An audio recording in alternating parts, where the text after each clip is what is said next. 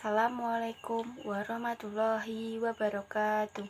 Perkenalkan, nama saya Laradian Selasih dari kelas 12 IPA 3 nomor absen 20. Di sini saya akan mempresentasikan kehidupan politik ekonomi di masa reformasi untuk memenuhi ujian sejarah Indonesia.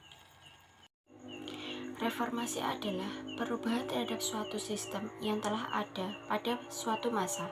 Reformasi lahir setelah negara kita mengalami krisis yang melanda berbagai aspek, mulai dari kehidupan ekonomi, politik, hukum, kepercayaan, dan yang parahnya lagi adalah krisis kebutuhan pokok. Karena pada masa Orde Baru Indonesia mengalami krisis yang cukup parah, akhirnya muncullah gerakan-gerakan mahasiswa dan masyarakat lainnya yang meminta Presiden Soeharto untuk turun dari jabatannya. Setelah Presiden Soeharto mundur, jabatannya Presiden diserahkan kepada wakilnya, yaitu B.J. Habibie. Hal tersebut dilakukan berdasarkan Pasal 8 Undang-Undang 1945.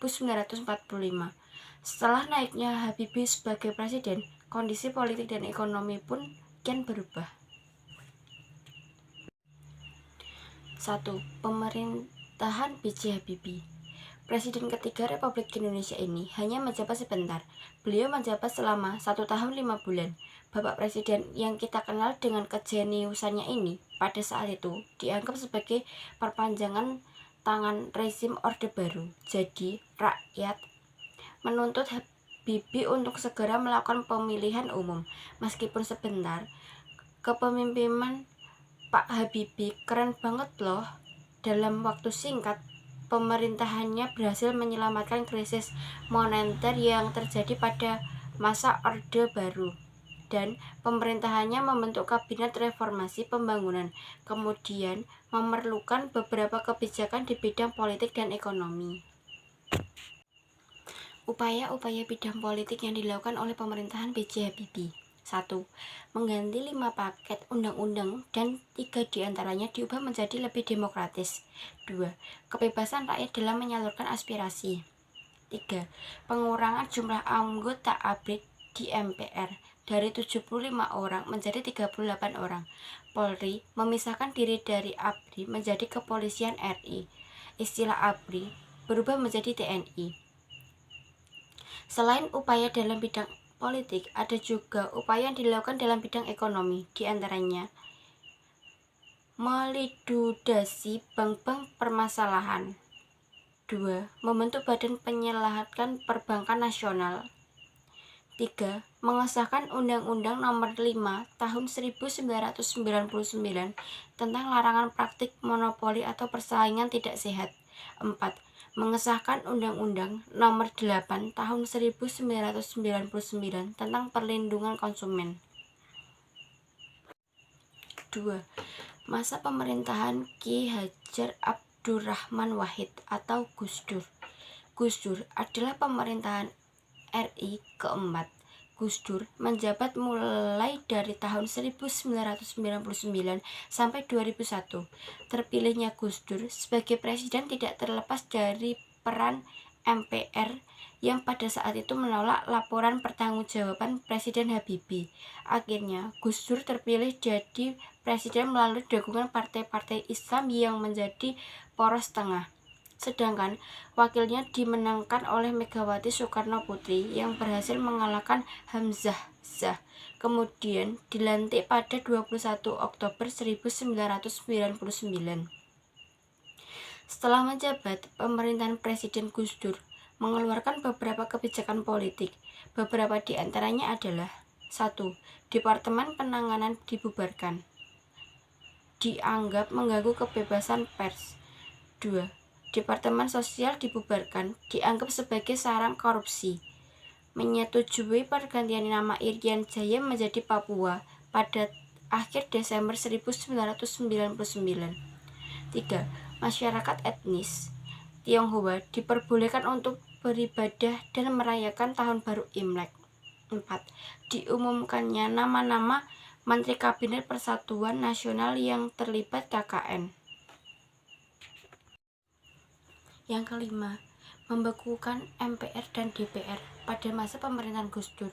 kondisi perekonomian Indonesia mulai membaik dibandingkan era sebelumnya. Misalnya, laju pertumbuhan PDB atau nilai pasar semua barang dan jasa yang diproduksi negara mulai positif. Laju pertumbuhan ekonomi yang hampir mencapai 5% membuat Indonesia menuju pemulihan perekonomiannya.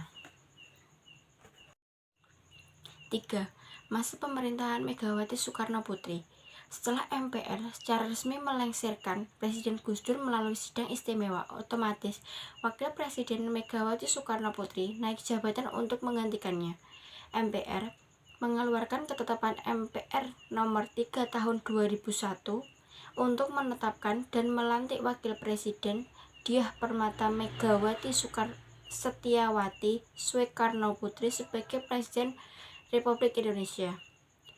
Megawati menjadi Presiden Republik Indonesia yang kelima dan Megawati merupakan Presiden wanita pertama di Indonesia.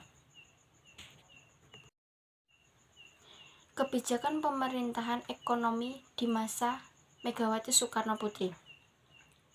Mengadakan pertemuan Paris Club 3 dengan IMF pada tanggal 12 April 2002 untuk membicarakan penundaan pembayaran utang luar negeri Indonesia.